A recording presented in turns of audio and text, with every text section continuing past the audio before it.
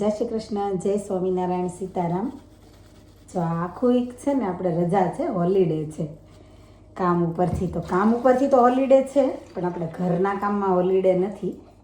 તો આજે છે ને થોડુંક સફાઈ અભિયાન કરવાનું છે, ભગવાનનું મંદિરે ક્લીન કરવાનું થયું છે, તો એ બી આપણે કરવાનું છે ક્લીન. પ્લસ ભગવાનના મંદિરમાં જે તાંબાના વાસણો છે ને, તાંબાના વાસણો ખબર ને મેન્ટેન કરવા કેટલા અઘરા છે. થોડા દિવસ થાય ને કાળા કાળા થઈ જાય ને કે આપણને જોવાય ના ગમે. એટલે બસ જો એ બી બધું ક્લીન કરવાનું થયું છે. અને સાથે સાથે છે ને લેસ્ટરથી જે બધું શોપિંગ કરીને લાવી છું ને એ પણ તમને બતાવું આજે. અને પ્રાઇસ ડિફરન્સ કેટલો છે ને અહીંયા ની શોપમાં અને ત્યાંના ગ્રોસરી શોપમાં એ બી કહું. તો જો તમે ક્યારેક જાઓ ત્યાં ને તમને શોપિંગ કરવી હોય તો આઈડિયા આવે. તો ચાલો આપણે ક્લિનિંગ અભિયાન પહેલાં પૂરું કરી દઈએ અને પછી પાછું સફાઈ અભિયાન પૂરું કરીને તમને હું બધી વસ્તુ બતાવું જે લેસ્ટરથી લાવી છું. સ્વચ્છતા અભિયાન પૂરું કરતાં કરતાં છે ને 4:15 થઈ ગયા. હરલીન આવી ગઈ સ્કૂલથી અને જો એના માટે આ હેલ્ધી વસ્તુ બધી રેડી કરી રાખી છે, પણ મેડમને એ કંઈ ખાવું નથી. બોલો, સારું ખાવાનું હોય ને તો એ લોકો ના ખાવું હોય. મસ્ત મગ ફણગાવેલા છે, એપલ છે, અવાકાડો છે. અને અહીંયા જો આપણે ભગવાનનું મંદિર પણ સરસ ક્લીન કરી દીધું છે. માતાજીની ચૂંદડીઓ બધી ચેન્જ કરી દીધી છે, જૂની ચૂંદડી બધી વોશમાં નાખી દીધી. અહીંયા વાસણ ચમકાવી દીધા. અને આ નાળિયેર આપણે લાવ્યા હતા લેસ્ટરથી, મંદિરેથી. એને બસ આજે સાંજે એની પ્રસાદી કરી લેશું. તો જો આપણું એ કામ તો પૂરું થઈ ગયું. અને જો અમારા બંને મેડમ અત્યારે ઊંધા પડીને સૂતા છે, પ્રિન્શુ મેડમ અને હરલીન. ઊભા થાવ બંને, ચલો આજ વેધર એટલું સરસ છે, સાયકલિંગ કરવા જઈએ. અને સાંજનો તો હજી એક ક્વેશ્ચન જ છે કે સાંજે જમવાનું શું બનાવવું. હરલીન કંઈક આઈડિયા આપ. ચાલ, શું જમવાનું બનાવે મમ્મી? હરલીનને પૂછશું ને તો હરલીન શાક રોટલી જ કહેશે. શાક રોટલી સિવાય હરલીનને બીજું કાંઈ ભાવતું નથી. એટલે થોડા એફર્ટ પછી હરલીનને આપણે મનાઈ લીધી છે મગ ને એપલ ને અવાકાડો ખાવા માટે. યાર માની ગઈ છો તું? લેસ્ટરથી આ ગ્રોસરીની શોપિંગ જોઈને પ્રિન્શુ જવાન ખીજવે છે.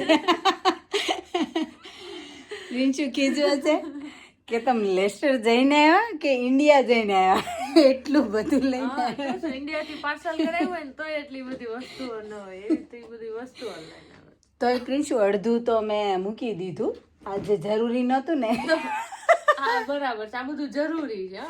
નહીં, મતલબ કે કેવું કે અમુક ફ્રોઝન વસ્તુ હતી તો એને કેવું આપણે રાખી ના શકીએ. તો આવતા હવે તમે થોડા બોક્સ સમોસાના, સ્પ્રિંગ રોલ, પેટીસ ને એવું બધું હતું એ તો મેં ફ્રોઝનમાં ઓલરેડી મૂકી દીધું ને. આઈ થિંક કે 1-2 પેકેટ ગ્રોસરીના જે આ કોર્નના ને એ બધા હતા ને એ બી મેં મૂકી દીધા. અને બાકી જો આ છે. તો અમુકની પ્રાઇસ ઘણી સિમિલર છે, પણ અમુકમાં થોડો ફરક છે. તો ચાલો તમને બતાવું કેટલો ફરક છે એમ. સેવના પેકેટ જે આપણે ઘીમાં શેકિંગ કરીએ ને, દૂધમાં નાખીએ અને પછી ગેસ્ટ આવે ત્યારે જે બને એ આ સેવના 5 પેક છે ને 1 પાઉન્ડમાં હતા. તો જો આપણે 5 ઉઠાવી લીધા, કેમ કે 5 લેવા પડે એમ જ હતા, કેમ કે 1 પાઉન્ડના 5 તો થાય ને. હા, એવી રીતે હતા. પછી બ્રાઉન શુગર, એ જો કેટલું કહું 3 kgનું પેક છે, તો એ 4 પાઉન્ડમાં હતું. પછી ખારી, આઈ થિંક 1 પાઉન્ડનું બોક્સ હતું, 180 ગ્રામનું. મેથી, આ ખારીની તો લગભગ એટલો જ ભાવ છે. આપણે ટેસ્કોમાં બી ખબર છે જોયું 180 ગ્રામનું પેક. ગ્રામ મેં નથી જોયા, પણ પ્રાઇસ તો એટલી જ હતી. હા, આ તો ટ્રાય કરવા લાવી. પછી જો આ ઢોસાનું પેક હતું ને એ બી કંઈક કેટલાનું હતું યાર, મને બિલ હાથમાં લઈને બેસવાની જરૂર હતી. આ 500 ગ્રામ, બંને 500 ગ્રામના જ છે, પણ એટલી ખબર છે કે અહીંયા આપણે છે ને એનાથી થોડો ફરક હતો પ્રાઇસમાં. મે બી વધારે ફરક નહીં હોય, 25p 30p જેટલો ફરક હશે. તો બોક્સ લગભગ મોટા એટલે ગ્રામ વધારે છે. હા, 500 ગ્રામ છે. પછી મખાનાના 2 પેક લાવી, તો એની ઉપર છે 2 for 5 pound 499, પણ એ તું 4 poundના 2 399ના 2, અને 100 ગ્રામના પેકેટ છે. ઓકે. પછી પૌવાના પેક તો ખબર છે આપણને અહીંયા મોંઘા, પણ આ 1 પાઉન્ડના છે. 800 ગ્રામનું એક પેકેટ છે, તો એવા 2 પેક 1 પાઉન્ડના છે. હા તો બરાબર કે અને પૌવા તો આપણે ખબર ને પૌવા થોડાક મોંઘા મોંઘા જ આવે છે. પછી જો આ કોર્નની 2 બેગ લાવી, એક તો મેં ઓલરેડી મૂકી દીધી. તો આ જે મેં મૂકી ખાલી સોલ્ટેડ હતી ને, તો એ 299ની હતી, અને આ થોડી ચીલી લેમન ફ્લેવર છે, તો એ 4 પાઉન્ડની છે. આની પ્રાઇસ મને વધારે નથી ખબર 12 કેટલા ગ્રામ છે, અને આ છે ને 700 ગ્રામનું પેક છે, તો 700 ગ્રામના 2 પેકેટ. પછી આ બુંદી, અને આની જોડે આ સેવ, આ બંને છે 150ના, ને 200 ગ્રામના પેક છે, 2 for 150. પછી ક્લોઝઅપ તો આ છે 1 પાઉન્ડની 2, તો એ બી મને થોડી સારી પ્રાઇસ લાગી. એન્ડ ધેન શેઝવાન ચટણી પણ ઓફરમાં ત્યાં હતી 149નું. આપણે અહીંયા બહુ બધા સ્ટોરમાં ગઈ હતી પણ કઈ મળી નહોતી. ના, આઈ થિંક આપણે વીબી માનીમાં જઈએ ને ત્યાં હોય છે, પણ નિલેશ જ જાય ને મોસ્ટલી, આપણે જવાનું ઓછું થાય. અને આ છે 250 ગ્રામની બોટલ.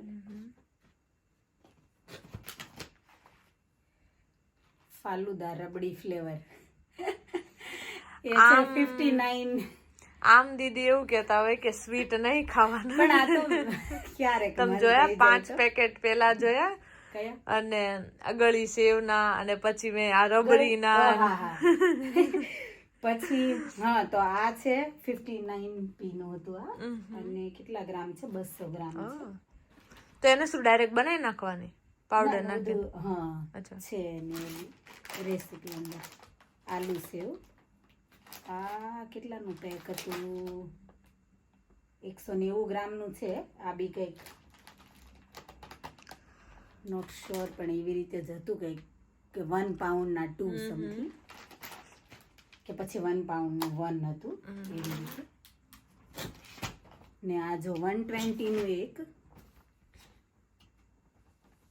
મેથી ખારી છે, અને એ બી છે કેટલા ગ્રામનું પેક?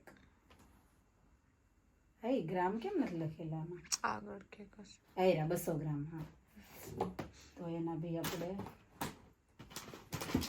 3 પેકેટ એલા. અને સમોસાના જે પેક છે ને મેં ફ્રોઝનમાં મૂક્યા ને, એ 1 પાઉન્ડના હતા 99p. તો એમાં જે મોટા પંજાબી સમોસા આવે ને, એ 1 પાઉન્ડનું પેક હતું, એમાં 6 પીસ આવે, તો 1 પાઉન્ડનું હતું, તો એવા 4-5. અને મમરા બી આપણે અહીંયા થોડું, આઈ થિંક મને જ્યાં સુધી ખબર છે ને, તો અહીંયાની કમ્પેરમાં ત્યાં જો 2 પેક છે ને એ 3 પાઉન્ડમાં હતા, ને એક મમરાની બેગ છે 400 ગ્રામની, તો 800 ગ્રામ મમરા છે ને 3 પાઉન્ડમાં હતા ત્યાં. ચલો આપણો છે ને મમરા છે ને મારા બહુ ફેવરેટ મમરા તારી માટે તારા ફેવરેટ છે. અને આ બાજરીનો લોટ જો 2 kg નો હતો, આઈ થિંક 2 kg નો 2 પાઉન્ડમાં કે એમ હતો. આની પ્રાઇસ મને પાકી યાદ નહીં, બિલ નિલેશ પાસે છે. હા, કેમ કે ચૂકવવાનું એમને હોય ને. એટલે જો બસ આટલું છે. હજી ઘણું બધું સનફ્લાવર સીડ જો એમણે ડુંગરો બનાવી દીધો છે અંદર મૂકી દીધું આપણે, જે સમોસાના પેક હતા. પછી સ્પ્રિંગ રોલ ને એવું બધું. સ્પ્રિંગ રોલ કેટલાનું હતું સોરી યાદ નથી રહ્યું મને. એટલે છે ને આ ડુંગરો છે ને અધૂરો છે, પણ હા શાક જે હા ડુંગરો અધૂરો છે ડેફિનેટલી. અને શાકભાજીમાં કેવું હતું કે અહીંયાનો પ્રાઇસ જ હતી ત્યાં જ, પણ તો ત્યાંથી લઈને આવવાનું કોઈ મતલબ નહોતો, કોઈ પોઈન્ટ જ નહોતો, તો આપણે એ નહોતું લીધું.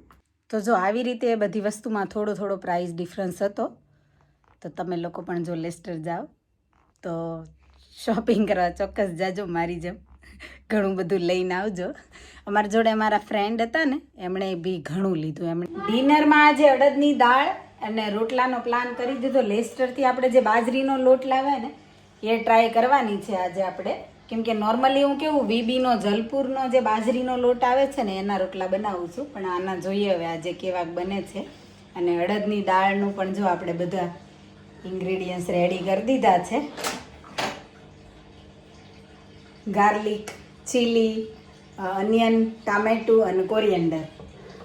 ચાલો બનાવી નાખીએ હવે આપણા રોટલા અને અડદની દાળ. ઓઇલ આવી ગયું છે, એટલે જીરું, લસણ, મરચી અને અનિયન. એટલું પહેલાં આપણે ચડવા દઈએ. આ ચડી જાય ને પછી ટામેટું નાખી દઈશું.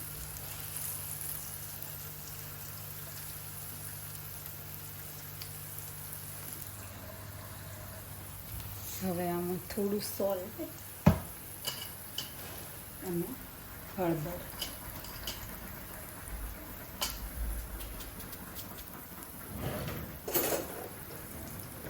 નાખીને ચડવા દઈએ અને પછી છે ને કહીશું ચડી જાય ને એટલે ટામેટું નાખીને એ ચડી જાય એટલે અડદની અહીંયા જો આપણે દાળ બાફી છે અલગથી એ એડ કરી દઈશું.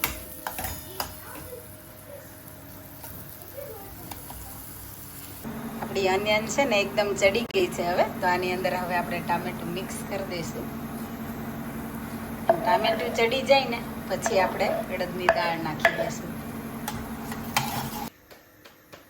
ઘણીવાર છે ને રોટલો સરસ બને, ક્યારેક છે ને રોટલાને આપણે બેક સાઈડ ફેરવીએ ને ત્યારે નાની નાની છે ને આવી તિરાડ પડી જાય. અને જો આ ફ્રન્ટ ડિઝાઇન એટલી સરસ બને તો છે ને મને પ્લીઝ એનું સોલ્યુશન કહેજો કે તિરાડ પડવાનું શું રીઝન હોઈ શકે. રોટલાનો લોટ તો મેં અત્યારે બરાબર જ છે કે બહુ લૂઝ પણ નથી અને બહુ કડક પણ નથી. અને તો બી અને ગેસની ફ્લેમ છે ને ઓલ ધ ટાઈમ મારી ફૂલ હોય તો બી ક્યારેક તિરાડ પડે તો એનું શું રીઝન હોય પ્લીઝ મને કમેન્ટમાં ચોક્કસથી કહેજો, તો મને થોડું હેલ્પ મળી જાય. અને આપણું ડિનર પણ હવે રેડી થઈ ગયું છે. રોટલો, પાપડ, લીલી હળદર, કોકુંબર, અડદની દાળ અને મસાલા છાશ. ડિનર ફિનિશ કરીને હું ને પ્રિન્સુ આવી ગયા છીએ ટેસ્કોમાં વેજીટેબલ અને ફ્રૂટ્સની શોપિંગ માટે, કેમ કે ટેસ્કો લેટ સુધી ઓપન હોય એટલે અમે જો ઓલવેઝ એવું જ કરીએ. ડિનર ફિનિશ કરીને અને ટેસ્કોમાં આવી જઈએ વસ્તુ લેવા માટે. ટેસ્કોમાં એવું વિચારીને ગઈ કે વીકલી ફ્રૂટ્સ અને વેજીટેબલ્સ જ લેવાનું છે તો બહુ વાર નહીં લાગે. પણ ત્યાં જઈને છે ને જઈએ ને એટલે પછી યાદ આવી જાય કે ઓકે આ વસ્તુ બી જરૂરી છે, પેલી વસ્તુ બી જરૂરી છે. આઈ થિંક મારી જેમ તમને બધાને પણ થતું હશે, લેવા જઈએ થોડું લઈને આવીએ બહુ બધું. તો બસ જો એવી રીતે થયું, બહુ બધું પાડીને લઈને આવી અને એ બધું ઠેકાણે પાડવામાં જ 11 તો વાગી ગયા મારા, કેમ કે લઈને આવી ત્યાં જ 10:15 જેવું થઈ ગયું અને બધું મૂક્યું ત્યાં સુધીમાં 11 વાગી ગયા. અને જો આખો દિવસ આપણો આવી રીતે ગયો કે લાઈક બધું ક્લિનિંગ, આજે ભગવાનના મંદિરનું પણ ક્લિનિંગ કર્યું, ઘરનું પણ થોડું ઘણું કર્યું ક્લિનિંગ, થોડી આવી રીતે ગ્રોસરીની શોપિંગ કરી, લેસ્ટરવાળી ગ્રોસરીને બધું ઠેકાણે કર્યું આજે. તો એમ જ ટાઈમ જતો રહ્યો. અને તમને જો આવો બિઝી ડેવાળો વિડીયો ગમ્યો હોય તો લાઈક, શેર, કમેન્ટ કરજો. વધારે વિડીયો જોવા માટે ચેનલને કરી દેજો subscribe. Thank you for watching. Thank you for your time. Stay safe, look after your self. મળ્યા આપણે નવા વિડીયોમાં. બાય.